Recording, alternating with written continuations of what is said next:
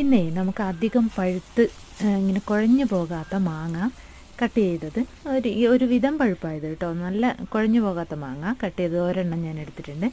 നമ്മളൊരു 2-2.5 സ്പൂണോളം പഞ്ചസാരയും അതിലേക്ക് കുറച്ച് ഈ നമ്മുടെ ചുക്കിൻ്റെ പൊടിയില്ലേ, ചുക്കിൻ്റെ പൊടിയും കൂടെ 1 സ്പൂൺ മതി. ചുക്കിൻ്റെ പൊടി ചെറിയ സ്പൂണിന് 1 സ്പൂണും കൂടി ഇട്ടിട്ട് നല്ലപോലെ അതിങ്ങനെ പാവാക്കി എടുക്കുക. ഒരു പൊടി ഉപ്പും ചേർക്കുക. എന്നിട്ട് ഈ കട്ട് ചെയ്ത മാങ്ങ അതിലേക്ക് നല്ലപോലെ അതിങ്ങ് വെന്ത് വരുമ്പോൾ, കുഴയൊന്നും വേണ്ട, നല്ലപോലെ വെന്ത ഒരു ഇതെല്ലാം വരുമ്പോൾ നല്ലൊരു മണമൊക്കെ വരും കേട്ടോ.